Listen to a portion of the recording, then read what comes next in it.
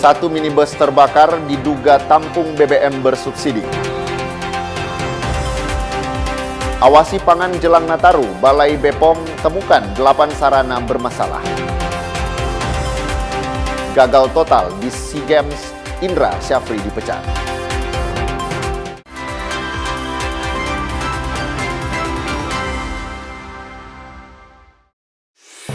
Selamat pagi saudara, apa kabar Anda hari ini? Kita jumpa dalam program Kompas Pagi. Selain 3 berita utama tadi, Anda juga bisa menikmati sejumlah informasi menarik lainnya yang dihimpun tim redaksi Kompas TV.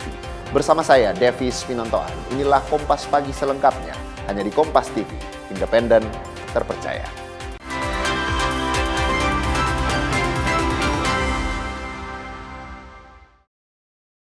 Kita awali dari info yang pertama, saudara. Satuan Reserse Kriminal Satreskrim Polres Tomohon berhasil menangkap 1 pelaku pencurian kabel listrik di Kelurahan Walian, Kota Tomohon. Anggota unit Jatanras Polres Tomohon menangkap lelaki berinisial CS alias Chris. Ia ditangkap karena kedapatan mencuri kabel listrik di salah satu rumah di Kelurahan Walian, Kota Tomohon pada hari Minggu. Terduga pelaku Chris bersama rekannya Yeski nekat mencuri kabel listrik yang berada di atas plafon rumah dengan cara menggunakan tangga untuk mengambil kabel tersebut. Kasat Reskrim Polres Tomohon Ibtu Royke Mantiri mengungkapkan motif kedua pelaku mencuri kabel karena untuk dijual kembali. TKP di Desa Pokok Pelangi di Kelurahan Wailan, Kecamatan Tomohon Selatan. Kejadiannya hari Rabu tanggal 19 November. Kemudian korban datang melaporkan sehubungan ada kehilangan bahan material bangunan yang dicurigai pekerja korban sendiri. Nah, kemudian penyidik melakukan serangkaian penyidikan, kemudian mendapat titik terang bahwa pelaku pencurian adalah inisial CS yang memang karyawan atau pekerja dari korban, kemudian dilakukan. Selain 2 terduga pelaku, polisi masih memburu seorang terduga pelaku lain, yakni YK alias Yeski yang berhasil melarikan diri. Atas perbuatannya, mereka dikenakan pasal 363 KUHP tentang tindak pidana pencurian dengan pemberatan dengan ancaman hukuman 7 tahun penjara. Tim Liputan Kompas TV Tomohon, Sulawesi Utara. Berita lainnya, kasus dugaan korupsi anggaran dana Dipal Lidik Sidik di Treskrimsus Polda Sulut tahun anggaran 2019 akhirnya resmi dilimpahkan penyidik Subdirektorat Tindak Pidana Korupsi Direktorat Reserse Kriminal Khusus Polda Sulawesi Utara ke Kejaksaan Tinggi Sulawesi Utara. Kasus dugaan korupsi terkait penggelapan anggaran dana Dipal Lidik Sidik di Reskrimsus Polda Sulut tahun anggaran 2019 resmi dilimpahkan penyidik Subdirektorat Tindak Pidana Korupsi Direktorat Reserse Kriminal Khusus Polda Sulawesi Utara ke Kejaksaan Tinggi Sulawesi Utara. Pelimpahan perkara dilakukan melalui tahap 2, yakni penyerahan tersangka dan barang bukti kepada Jaksa Penuntut Umum pada Selasa siang. Tersangka dalam perkara ini berinisial CSG, seorang aparatur sipil negara atau ASN yang diketahui pernah menjabat sebagai bendara internal Direktorat Reserse Kriminal Khusus Polda Sulut. Berdasarkan hasil audit dari Badan Pengawasan Keuangan dan Pembangunan, perbuatan CSG mengakibatkan kerugian keuangan negara sebesar 1,3 miliar. Atas perbuatannya tersangka dijerat pasal 2 dan pasal 3 Undang-Undang Nomor 31 Tahun 1999 tentang pemberantasan tindak pidana korupsi sebagaimana telah diubah dengan Undang-Undang Nomor 20 Tahun 2001. Jimmy Dapar, Kompas TV Manado, Sulawesi Utara. Informasi berikutnya, saudara, 1 unit minibus terbakar di Jalan Samratulangi, Kota Manado pada Rabu pagi. Api menghanguskan dengan cepat seluruh badan mobil hingga ludes terbakar. Diduga kendaraan tersebut mengangkut galon-galon berisi BBM bersubsidi. Peristiwa kebakaran terjadi sekitar pukul 10.30 WITA. Api membakar hangus badan mobil sehingga tersisa rangka. Aroma bahan bakar menyengat hidung saat berada di lokasi kejadian. Pemadam kebakaran sempat kesulitan memadamkan api karena api terus membesar saat dilakukan pemadaman. Diduga terdapat galon berisi BBM jenis Pertalite yang ditampung di dalam kendaraan. Menurut saksi mata, mobil dikemudikan oleh seorang pria dewasa. Secara tiba-tiba terlihat kobaran api dari bagian belakang mobil yang sudah menepi dan diparkir di tepi jalan. Sempat terdengar bunyi ledakan kecil saat kebakaran terjadi. Supir terlihat panik dan berusaha keluar dari dalam mobil. Api sempat menghanguskan pakaian dan bagian tubuh pengendara, namun berhasil ditolong dan langsung dilarikan ke Rumah Sakit Bayangkara oleh warga sekitar. Orang lihat ada auto parkir di situ. Nah, entah itu dia ada berhenti atau dia ada berjalan, yang penting so berhenti di situ. Kong kita dengan peitualia, so ada api di belakang sopir itu, dang. Kong orang langsung bataria bilang keluar jo dari api so lebih besar di belakang. Balumpa dari apa lantaran dia paksa-paksa buka tuh pintu auto nak tak buka, dia balumpa dari situ dia kaki tak gantung di jendela. Jadi dia sepica tuh kaca di mana? Ya enggak sepica, memang ada buka tuh kaca tapi orang suruh balumpa dari kaca, dari jendela tak buka sampai di bawah berarti dia. Memang ada tabuka sono itu, jadi dia apa tapi dia kaki tak gantung di atas. Nanti tak lolos di kaki tak apa dia langsung tak tidur di jalan. Pun kita di PP itu lari dan sudah meledak. So angus semua dia sampai dia rambut so habis ke sini. Dia lari sini, kita langsung panggil, saya duduk dulu di lantai. Nah, minum dulu namanya lah untuk api pada badan. Sunda menyala. Langsung melepuh DP apa? So DP rambu-rambu semua so habis, dia bulu tangan kita minum. DP baju? DP baju angus, so tak bembeng-bembeng dang, so tak menyala akan DP ujung-ujung. Iyo, dia balumpa dari pecahan so kaca, kontagati atau bagaimana. Cuma rambut yang bulu-bulu semua so habis dang, no, so bau sekali angus dia tadi, no. 2 unit pemadam kebakaran dikerahkan pemerintah Kota Manado untuk memadamkan kebakaran ini. Arus lalu lintas di lokasi kejadian dialihkan sementara demi keamanan. Mobil Avanza tersebut, informasi yang kami dapati bahwa mobil tersebut sedang diparkir di tepi jalan dan ada seorang pengendara di dalam mobil. Kemudian saat dia berada di dalam, tiba-tiba dia mendengar ada ledakan kecil. Ada ledakan kecil, kemudian percikan api. Yang bersangkutan langsung memecahkan kaca dan lompat keluar. Tetapi yang bersangkutan, pengendara tersebut, sudah mengalami luka bakar di bagian wajah, bahkan di bagian tubuh bagian bawah. Dan langsung dilarikan ke Rumah Sakit Bayangkara dengan dibantu oleh pengendara sepeda motor. Pak, ini kan ada temuan tadi di dalam mobil itu sejumlah jergen yang diduga berisi bahan bakar. Itu pemeriksaan kepolisian seperti apa, Pak? Terkait dengan didapati atau terlihat ada beberapa galon yang berada di dalam mobil tersebut, itu kami belum bisa pastikan galon tersebut dari mana, BBM-nya dari mana, itu masih dalam proses penyelidikan kami. Tapi bisa dipastikan bahwa galon yang ada di dalam itu adalah terisi BBM. BBM jenis dari apa, Pak? Bau yang kita bisa cium bahwa itu bau BBM jenis Pertalite. Pertalite, oke. Demi memastikan penyebab pasti kebakaran, sejumlah petugas hingga kini melakukan penyelidikan dan melakukan olah TKP. Yana Meka Singal, Kompas TV Manado, Sulawesi Utara. Saudara, 6 rumah di kawasan pemukiman padat penduduk di Kota Gorontalo ludes terbakar. Satu di antaranya bengkel perbaikan AC mobil hingga picu ledakan. Kobaran api dengan cepat merembet ke rumah lain hingga membuat petugas gabungan kewalahan. Akibatnya sebanyak 16 keluarga dan 51 jiwa jadi korban. Beginilah suasana saat kebakaran melanda sejumlah rumah di kawasan pemukiman padat penduduk di Kecamatan Kota Tengah, Kota Gorontalo. Kepulan asap hitam dan kobaran api yang mulai membakar rumah membuat pemilik rumah dan warga sekitar panik. Di tengah kepanikan, warga berbondong-bondong berupaya menyelamatkan harta benda dari dalam rumah. Kebakaran ini pun diperkirakan terjadi sekitar pukul 12.30 WITA.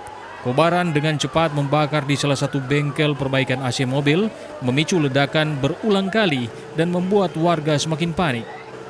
Petugas gabungan bersama warga pun berjibaku memadamkan api yang kian meluas. Butuh waktu sekitar 2 jam untuk memadamkan kobaran api. 6 unit mobil damkar dibantu water cannon Polda Gorontalo serta suplai air dari PMI Gorontalo dikerahkan untuk memadamkan api.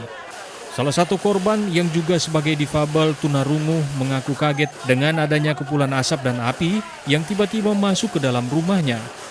Korban mengaku tidak mengetahui dari mana asal kobaran api yang tiba-tiba membesar hingga menghanguskan rumah korban. Pertama, kita awalnya itu di kamar, sementara makan, sementara menjaga anak, terus tiba-tiba ada suara lari gitu, ngetuk-ngetuk pintu. Nah, kita nggak tahu karena kita kan disabilitas tuli ya, nggak dengar. Nah, akhirnya mereka langsung dobrak dan kita lihat ada asap yang masuk, jadi nggak bisa langsung turun gitu, ngangkat anak, dan itu apinya udah berkobar di atas. Jadi nggak bisa bawa baju, susu anak dan sebagainya. Itu terlambat sekali karena kita nggak bisa dengar. Mereka kan disabilitas rungu ya. Jadi ketika misalnya ada yang ngetuk-ngetuk pintu itu mereka nggak bisa dengar, langsung didobrak sama mereka ya, sama orang-orang langsung.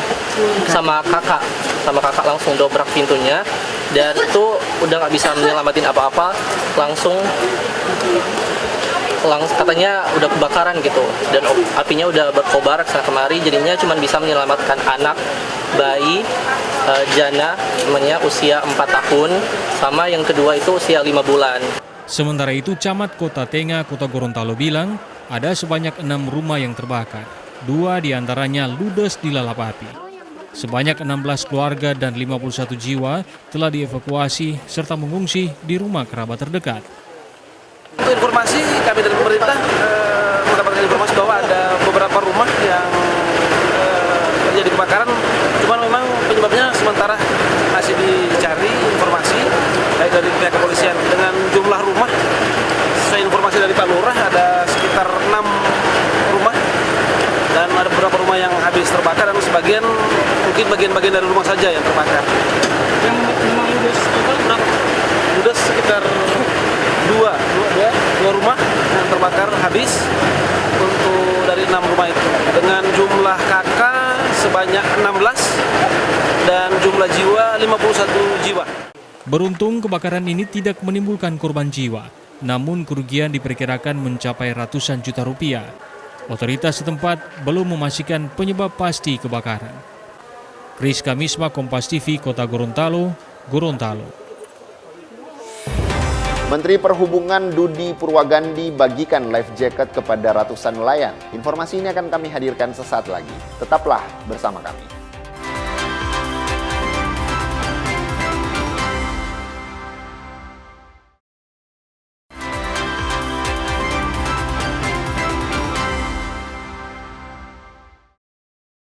Terima kasih Anda masih bersama kami di Kompas Pagi. Saudara, pemerintah memperkirakan arus mudik Nataru tahun ini akan mengalami peningkatan sebesar 39%. Hal ini dikatakan Menteri Perhubungan Dudi Purwagandi saat berkunjung ke Manado pada Rabu pagi. Jelang libur Nataru ini, banyak masyarakat yang akan mudik menggunakan transportasi laut ke berbagai wilayah di Indonesia, sehingga diperlukan kesadaran untuk mengutamakan keselamatan saat berada di laut. Menhub Dudi menekankan keselamatan harus menjadi keputusan pertama, apalagi menjelang masa Natal 2025 dan Tahun Baru 2026 mendatang. Mudik tahun ini jumlah penumpang angkutan laut diperkirakan akan mencapai di angka 2,62 juta orang, meningkat hampir 39% dibandingkan tahun lalu. Ditambahkannya juga bahwa saat bersamaan, Indonesia juga sedang dihadapkan pada cuaca ekstrim seperti gelombang tinggi, angin kencang, serta hujan dengan intensitas tinggi. Untuk itu, Menteri Perhubungan menghimbau agar keselamatan pelayaran harus diutamakan. Sebentar lagi kita akan memasuki periode angkutan Natal 2025 dan Tahun Baru 2026. Pada periode ini, jumlah penumpang angkutan laut diperkirakan akan mencapai 2,62 juta orang, meningkat 39% dibandingkan tahun lalu. Dalam konteks ini, angkutan laut memegang peran strategis dalam menjaga konektivitas Indonesia sebagai negara kepulauan. Di sisi lain, kita juga dihadapkan kepada tantangan yang tak sedikit. Pada periode Nataru kali ini, kita dihadapkan pada cuaca ekstrim. Gelombang tinggi, angin kencang, dan hujan dengan intensitas yang tinggi yang berpotensi mengganggu keselamatan pelayaran. Oleh karena itu saya menegaskan bahwa keselamatan harus menjadi keputusan bersama, bukan pilihan terakhir. Menhub Dudi juga meminta jajaran Direktorat Jenderal Perhubungan Laut untuk meningkatkan pengawasan, memperketat pemeriksaan kelayak lautan kapal atau ramcek, serta memastikan tidak ada kapal yang berlayar tanpa memenuhi standar keselamatan. Jimmy Dapar, Kompas TV Manado, Sulawesi Utara. Sementara itu, Saudara Menteri Perhubungan RI Dudi Purwagandi berkunjung ke Manado pada Rabu pagi. Dalam kunjungan kerjanya, Menteri Dudi membagikan ratusan life jacket atau pelampung kepada nelayan di Kalimas, Calacak, Manado. Dalam kunjungan kerjanya kali ini, Menteri Perhubungan RI Dudi Purwagandi menyambangi pelabuhan perahu Kalimas di kawasan Pasar Bersati, Kota Manado. Dalam kesempatan itu, Menteri Dudi berdialog dengan para nelayan, menyerap aspirasi sekaligus mengingatkan pentingnya prosedur keselamatan saat beraktivitas di laut, terutama di tengah kondisi cuaca yang kurang bersahabat. Menteri Dudi juga menyerahkan 270 unit bantuan life jacket kepada nelayan serta awak perahu transportasi wisata tradisional antar pulau yang beroperasi di wilayah perairan Manado. Ia menegaskan keselamatan pelayaran tidak boleh dianggap sepele, terlebih dengan kondisi cuaca yang belakangan ini tidak menentu. Menurutnya, kewaspadaan ekstra sangat diperlukan agar aktivitas melaut tetap aman. Nelayan ya, yang mereka beraktivitas di penyeberangan, kami dengan Komisi 5, kemudian Pak Wagub, Pak Wali Kota, Kepala Disub ya, sangat peduli terhadap keselamatan khususnya bagi para nelayan, kemudian juga angkutan laut tradisional. Selama Nataru mereka banyak beraktivitas di laut dan juga kita memperhatikan cuaca yang tidak begitu baik. Ya, harapan kami ya ini mungkin tidak begitu besar. Kami menyampaikan bantuan untuk life jacket ya, supaya mereka dalam beraktivitas kesehariannya di laut tetap menggunakan life jacket untuk kepentingan keselamatan mereka.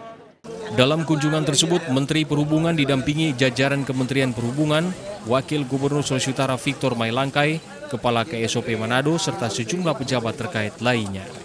Jimmy Dapar, Kompas TV Manado, Sulawesi Utara. Saudara, Kantor Kesyahbandaran dan Otoritas Pelabuhan Manado memastikan kesiapan armada angkutan laut jelang mudik Natal dan Tahun Baru 2026.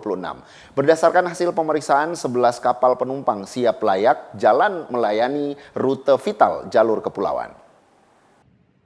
Kepala Seksi Keselamatan Berlayar, Penjagaan dan Patroli KSOP Manado, Kapten Benaya Yostavia mengatakan pihaknya telah merampungkan serangkaian persiapan menghadapi Nataru. Persiapan utama adalah pemeriksaan menyeluruh terhadap kapal.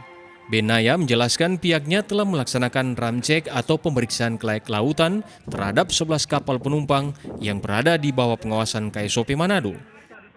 Oke, jadi dapat kami sampaikan bahwasannya kami telah melakukan ramcek terhadap 11 kapal penumpang yang menjadi tugas kami dari Direktorat. Kami mendapatkan tugas 11 kapal dan telah kami lakukan ramcek dan hasil ramceknya telah kami laporkan ke Direktorat. Hasilnya seperti apa, Pak?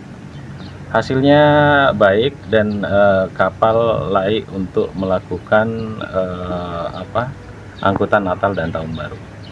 Ditambahkannya rute lain seperti Tahuna dan Citaro, KSOP tidak melakukan penambahan armada karena pada tahun-tahun sebelumnya tidak tercatat adanya lonjakan penumpang yang signifikan. Jimmy Dapar, Kompas TV Manado, Sulawesi Utara. Berita lainnya, Saudara, Polresta Manado akan mengambil langkah antisipatif untuk mengatasi kemacetan saat Natal dan malam pergantian Tahun Baru di Kota Manado. Rekayasa lalu lintas di beberapa titik, penertiban parkir liar, dan larangan berkumpul di atas Jembatan Soekarno adalah upaya yang akan dilakukan agar arus lalu lintas di dua kondisi tersebut bisa diatasi. Guna mengantisipasi kemacetan pada saat Natal dan malam pergantian tahun, Polresta Manado telah berkoordinasi dengan Dinas Perhubungan, PD Pasar, Satpol PP, dan instansi yang terkait lainnya. Kasat Lantas Polresta Manado AKP Yusman Mori mengatakan beberapa titik rencana rekayasa lalu lintas akan dilakukan, seperti di Pasar Tradisional Bersehati, Pasar 45, dan kawasan Megamas Manado. Selanjutnya, penertiban parkir liar akan dilakukan di wilayah Jalan Boulevard dan Jalan Samratulangi. Penertiban parkir liar ini dilakukan untuk memperlancar arus lalu lintas di ruas jalan tersebut.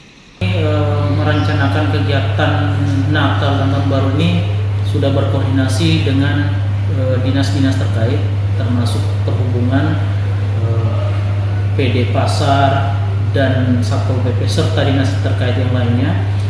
Sudah beberapa kali kami rapat, kami merencanakan kegiatan di antaranya di pasar kami merekayasa lalu lintas di sekitaran Pasar Bersahati dan Pasar 45. Terus berikutnya kami merekayasa juga di kawasan Megamas. Kami kemarin sudah berkoordinasi juga ke kawasan. Di kawasan juga kami membuat satu jalur atau one way. Terus untuk kesiapan parkiran juga di dalam sudah kami siapkan juga, sudah koordinasi. Dan di sekitaran Boulevard kami lagi gencar-gencarnya untuk menertibkan yang parkir liar. Pada saat parkir liar, parkir tidak di tempatnya, kami langsung melakukan tindakan. Masyarakat juga dihimbau tidak menggunakan jembatan Soekarno untuk berkumpul dan memarkirkan kendaraan karena jembatan akan disterilkan namun lintasannya tetap normal. Jembatan Soekarno akan dibuka kembali setelah malam pergantian tahun dengan syarat masyarakat harus menjaga Kamtibmas. Jimmy Dapar, Kompas TV Manado, Sulawesi Utara. Informasi awasi pangan jelang Nataru, Balai BPOM temukan 8 sarana bermasalah. Akan kami hadirkan usai jeda berikut. Tetaplah bersama kami.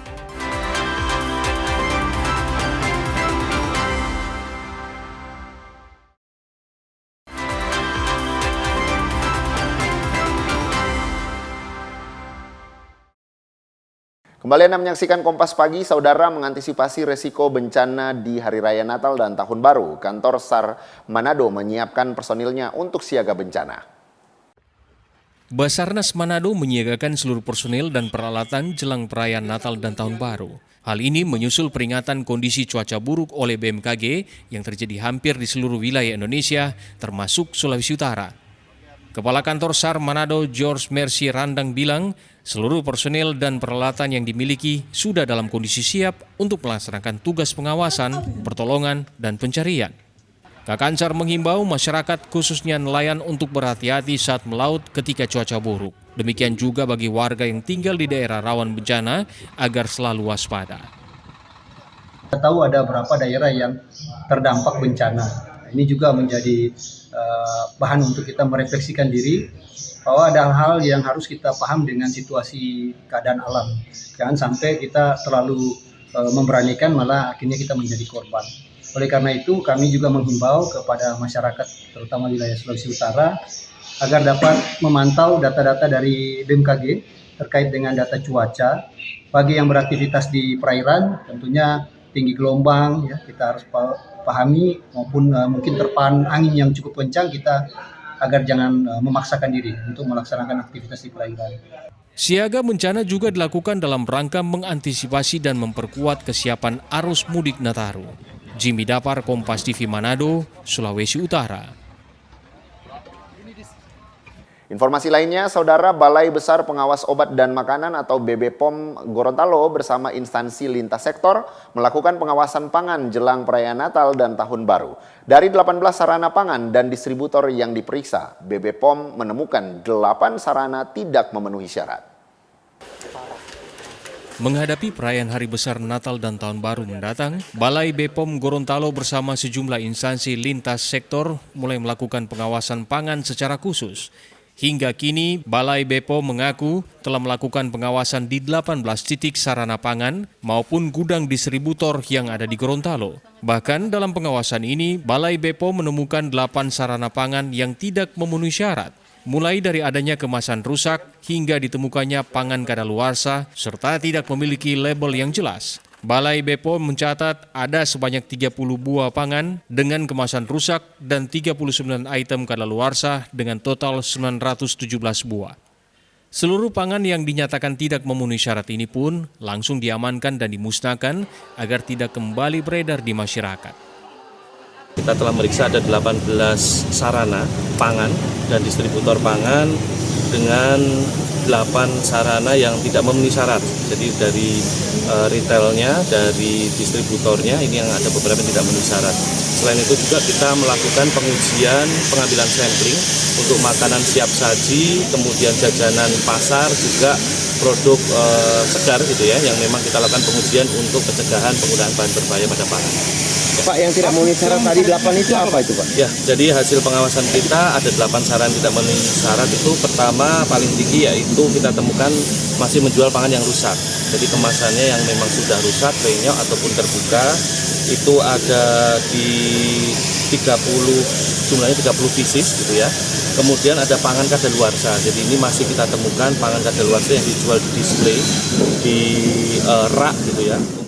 Sebagai langkah tegas, Balai BPOM Gorontalo langsung memberikan peringatan terhadap sarana pangan yang kedapatan tidak memenuhi syarat, bahkan akan diberikan sanksi administrasi. Balai BPOM Gorontalo pun mengimbau agar seluruh sarana pangan maupun gudang pangan distributor tetap menjaga kebersihan agar tidak terkontaminasi bakteri maupun bahan berbahaya. Kris Kamisma, Kompas TV, Gorontalo.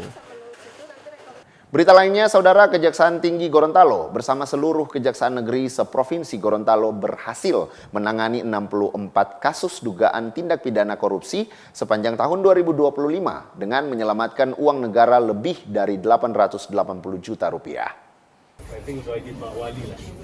Penanganan tindak pidana korupsi hingga kini masih menjadi sorotan publik lantaran masih maraknya praktik korupsi yang terjadi di Provinsi Gorontalo. Di sepanjang tahun 2025, Kejaksaan Tinggi bersama seluruh Kejaksaan Negeri seprovinsi Gorontalo telah menangani hingga 64 perkara dugaan tindak pidana korupsi, terdiri dari 39 perkara dalam proses penyelidikan dan 25 perkara tahap penyidikan. Sementara itu, Kejati Gorontalo sendiri pun telah menangani 5 perkara korupsi, mulai dari dugaan korupsi proyek kanal banjir Tanggida, korupsi proyek Videotron, dan hibah KONI hingga dugaan korupsi perjalanan dinas pemerintah Kota Gorontalo. Dari 5 perkara yang ditangani, Kejati Gorontalo telah menetapkan 2 tersangka dalam kasus korupsi proyek kanal Tanggida yang melibatkan pejabat pemerintah. Kejati mendapati beragam modus yang kerap digunakan dalam setiap tindakan pidana korupsi, mulai dari markup harga atau penambahan volume barang, perjalanan dinas fiktif, hingga proses pelelangan proyek tidak sesuai dengan ketentuan. Bicara modus perkara, karena perkaranya 5, mungkin 5 juga macam modusnya. Ya. Kalau bicara pengadaan barang jasa, itu biasa. Modusnya mungkin dari tahap pelelangan, ya. Ada mungkin pelelangan yang sesuai dengan pengadaan barang jasa, ataupun yang bertentangan dengan peraturan yang ada di SPP, ataupun terkait dengan markup harga, ataupun pengurangan volume dan lainnya. Itu kalau bicara pengadaan barang jasa. Kalau untuk modus yang sekarang kita tangani itu perjalanan dinas, ada perjalanan dinas yang mungkin perjalanan dinas tidak pernah dilakukan, tapi seakan-akan dilakukan. Dengan cara apa? Dengan cara melengkapi administrasi perkara, seperti adanya pembiayaan yang menggunakan tiket pesawat terbang, kemudian adanya invoice dari hotel ataupun dari harga mobil ataupun harga lainnya. Itu modus-modusnya biasa. Meski terkendala dalam proses pemeriksaan saksi yang cukup memakan waktu, Kejati Gorontalo bersama seluruh jajaran Kejari seprovinsi Gorontalo optimis dalam mengungkap semua dugaan kasus korupsi di Gorontalo. Kris Kamisma, Kompas TV, Gorontalo. Saudara, data Dinas Kesehatan Provinsi Sulawesi Tengah menunjukkan kasus HIV/AIDS mengalami peningkatan dalam 3 tahun terakhir. 3 daerah yang memiliki kasus HIV tinggi diantaranya Kota Palu, Kabupaten Banggai, dan Kabupaten Morowali. Pada 2023, jumlah kasus berada di angka 696. Tahun 2024 meningkat menjadi 702 kasus. Hingga November 2025, temuan kasus HIV sudah mencapai 72 kasus. Dengan sisa waktu 1 bulan, jumlah ini diperkirakan melampaui total kasus tahun sebelumnya. Data dari Dinas Kesehatan Provinsi Sulawesi Tengah, Kota Palu ada 302 kasus. Sementara Kabupaten Banggai mencapai 79 kasus dan Kabupaten Morowali 78 kasus. Terjadi peningkatan kasus itu adalah penyakit HIV termasuk salah satunya. Jadi angka temuannya di tahun 2023, 2024, dan 2025 ini terjadi peningkatan. Di 2023 itu penemuan kasusnya sekitar 680-an, di 2024 sekitar 702 ya. 2025 ini sampai bulan November sudah ada di 700-an juga. Jadi kalau sampai Desember berarti dia melebihi daripada kasus temuan di tahun 2024 kemarin. Jadi ini yang terjadi peningkatan itu ada di 3 kabupaten yang paling besar. Yang pertama ada di Kota Palu, yang kedua ada di Kabupaten Banggai, dan ketiga ada di Kabupaten Morowali. Dinas Kesehatan dan instansi terkait terus melakukan sosialisasi dan imbauan dan langkah pencegahan agar HIV/AIDS tidak menyebar luas di kalangan masyarakat. Aldrim Tahara, Kompas TV Palu, Sulawesi Tengah. Informasi dari daerah Indonesia Timur, diantaranya 5 terdakwa korupsi venue Aerosport Mimika divonis 5 tahun penjara. Akan kami hadirkan usai jeda berikut. Tetaplah bersama kami.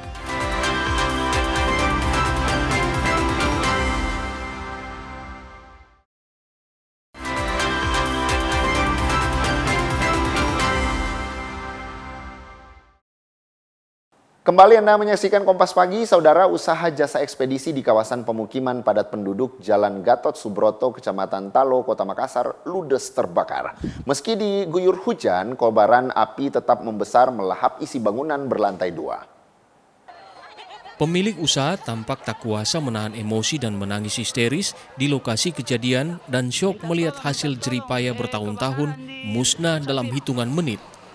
Kebakaran ini menghanguskan berbagai barang elektronik seperti mesin cuci hingga material mudah terbakar lainnya, serta dokumen pengiriman milik pelanggan yang rencananya akan dikirim ke Kendari, Sulawesi Tenggara. Kobaran api baru dapat dipadamkan setelah 10 unit armada damkar dengan 30 personel dikerahkan ke lokasi. Dalam proses pemadaman, petugas sempat kesulitan karena banyaknya warga yang berkerumun di sekitar lokasi kejadian. Kejadian kebakaran jam 17:20. Begitu gitu.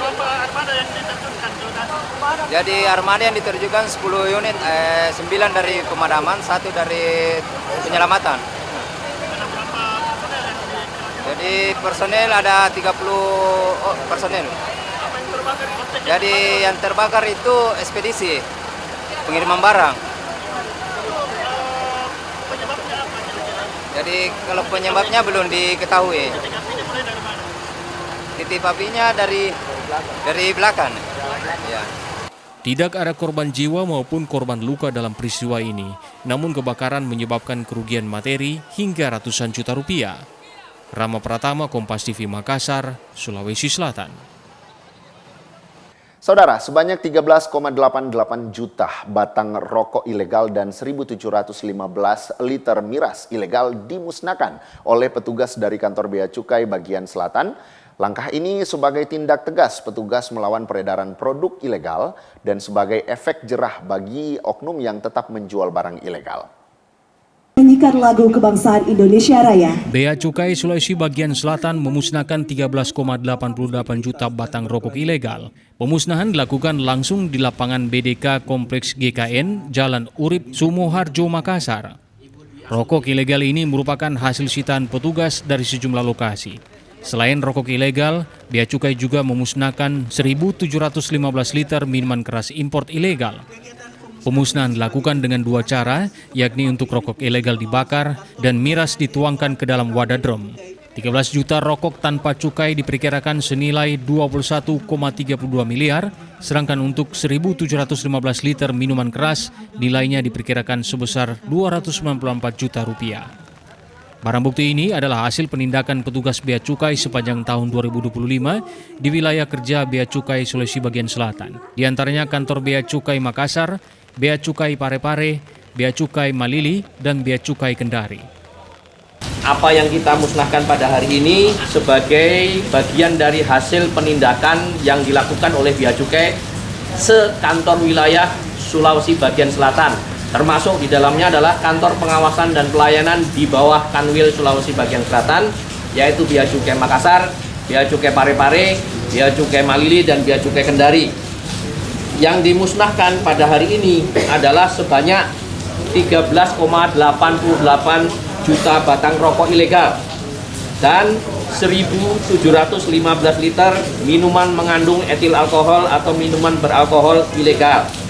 Dari hasil seluruh penindakan pada tahun 2025 ini dari Januari sampai dengan November, akhir November 2025. Hasil sitaan sepanjang tahun 2025 ini dimusnahkan sebagai tindak tegas Bea Cukai melawan produk ilegal. Selain rokok dan minuman keras ilegal, Bea Cukai juga berhasil menyita sejumlah barang haram lainnya seperti narkotika hingga kosmetik ilegal. Nila Rustam, Kompas TV Makassar, Sulawesi Selatan.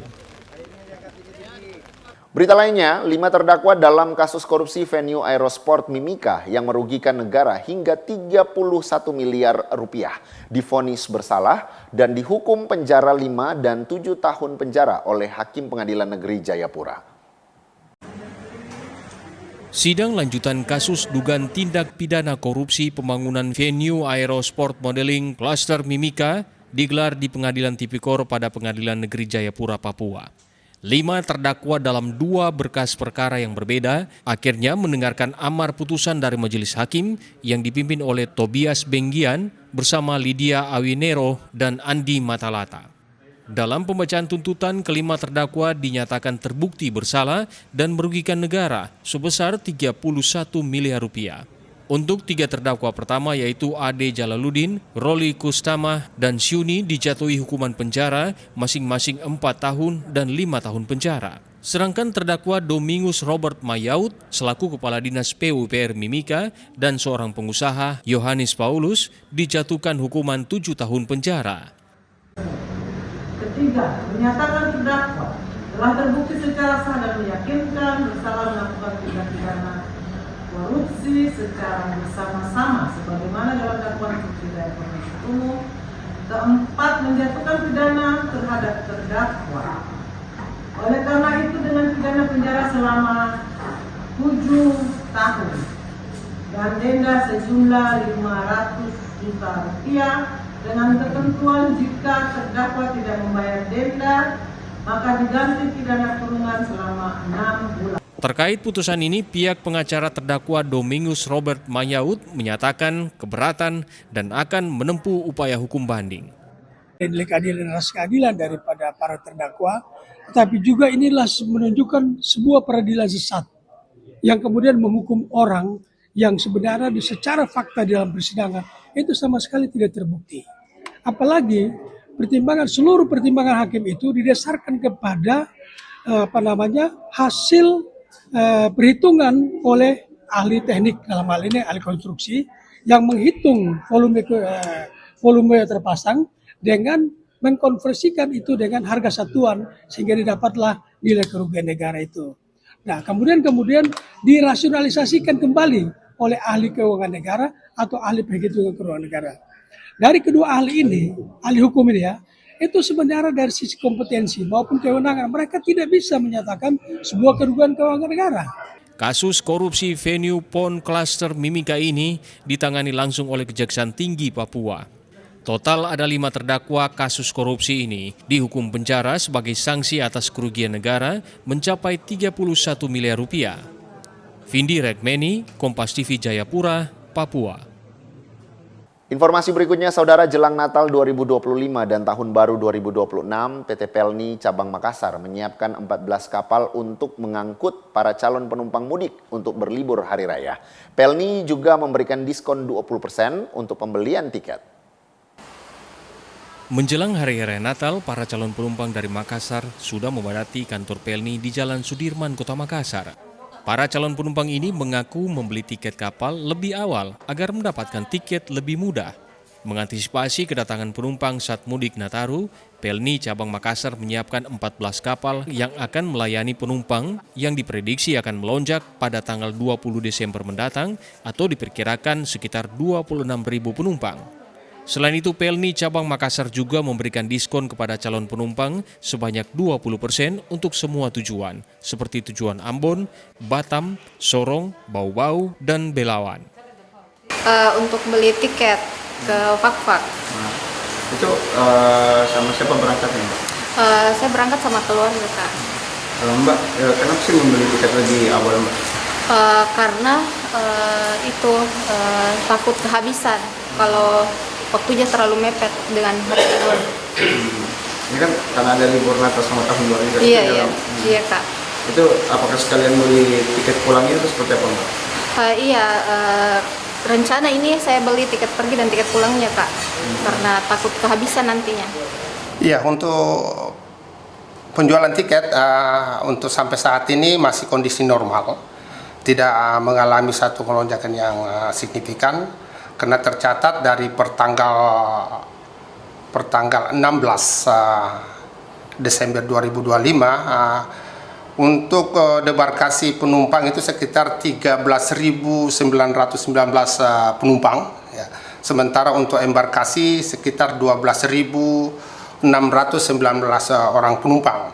Jadi tidak mengalami karena hampir rata-rata sekitar yang kedatangan atau proses embarkasi yang berada di Pelabuhan Makassar itu hanya berkisar 600 penumpang.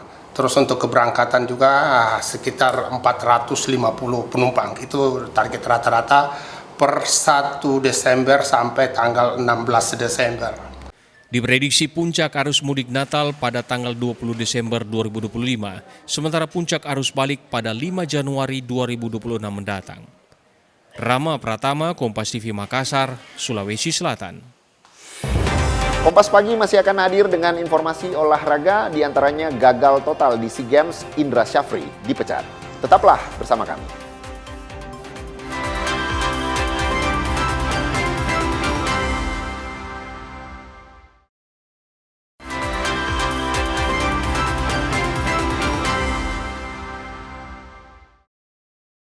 Kita ke berita olahraga. Saudara, gagal bawa timnas U22 melangkah jauh di SEA Games 2025 membuat pelatih Indra Syafri dipecat PSSI. Dibebankan target meraih medali perak di cabang olahraga sepak bola putra, pelatih timnas U22 Indra Syafri gagal total di SEA Games 2025. Takluk dari Filipina dan meraih kemenangan dari Myanmar, tak cukup antar Garuda Muda lolos ke semifinal. Hal ini membuat sang pelatih Indra Syafri dievaluasi oleh federasi. Dalam sesi konferensi pers Selasa petang di Jakarta, Ketua Badan Tim Nasional Sumarji bilang Indra Syafri dipecat oleh PSSI. Setelah kami bersama-sama melakukan evaluasi pelaksanaannya, dengan ini kami sepakat melakukan evaluasi. Yang pertama adalah pengakhiran hubungan kerja antara Coach Indra Syafri dengan PSSI, dengan federasi. Terhitung hari ini sudah tidak ada lagi hubungan kerja dengan PSSI. Pelatih yang sempat membawa Garuda Muda cipta sejarah merebut medali emas di SEA Games 2023 tak lagi memegang jabatan di PSSI. Tim Liputan Kompas TV, Jakarta. Dari arena angkat besi unggul tipis dari pesaingnya, lifter Rahmat Erwin Abdullah persembahkan emas ketiga dari cabang olahraga angkat besi di SEA Games Thailand. Rahmat Erwin Abdullah tunaikan tugas dengan sempurna di SEA Games 2025. Peraih emas Asian Games Hangzhou ini turun di kelas 88 kg pada Selasa sore. Rahmat berhasil mencatat angkatan snatch 160 kg pada percobaan ketiga. Sedangkan pada angkatan clean and jerk, anak dari mantan lifter nasional Erwin Abdullah ini sukses mengangkat beban 202 kg. Dengan total angkatan 362 kg, Rahmat berhak atas medali emas. Unggul 1 kg dari wakil Vietnam Nguyen Quoc Tuan. Ini menjadi emas SEA Games keempat bagi Rahmat sepanjang karirnya. Sebelumnya, saudara, lifter nasional Rizky Juniansyah tampil heroik raih emas SEA Games 2025 sekaligus pecahkan rekor dunia. Rizky Juniansyah tampil percaya diri pada babak final angkat besi kelas 79 kg Senin sore. Rizky buktikan kualitasnya sebagai peraih emas Olimpiade. Pemuda asal Banten sukses membukukan angkatan snatch 160 kg. Sedangkan pada angkatan clean and jerk pria yang baru resmi diangkat sebagai prajurit TNI mencatat rekor dunia baru dengan mengangkat 205 kg. Total angkatan 365 kg juga menjadi rekor dunia baru dari sebelumnya 363 kg. Ini jadi emas kedua bagi kontingen angkat besi Indonesia. Selanjutnya Indonesia masih punya Rahmat Erwin Abdullah yang dijagokan meraih emas dari kelas 88 kg putra. Berita berikutnya, saudara, penuhi target medali. Jason Donovan Yusuf jadi bintang tim akuatik Indonesia pada SEA Games 2025. Tim akuatik Indonesia selesaikan SEA Games 2025 sesuai target. 3 emas, 3 perak, dan 5 perunggu berhasil dibawa pulang ke Indonesia. Kali ini debutan Jason Donovan Yusuf jadi bintang Indonesia di Thailand. 2 emas berhasil disumbang Jason bagi Merah Putih, masing-masing dari gaya punggung 50 meter dan 100 meter putra. Sementara 1 emas lainnya disumbangkan perenang putri Masniar Wolf. Usai SEA Games, Jason bilang akan langsung kembali fokus untuk menetap Asian Games 2026. Mungkin evaluasi lebih ke cara menghandle pressure-nya aja.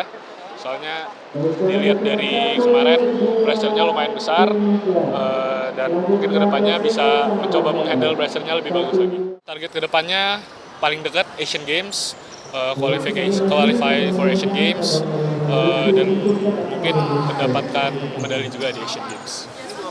Persiapan yang lebih matang akan menjadi modal Jason untuk tampil di Asian Games mendatang. Informasi dari Manado, musyawarah pengurus bulu tangkis seluruh Indonesia Kota Manado versi Pengprov PBSI Sulut yang berlangsung di salah satu hotel pada Rabu siang ricuh.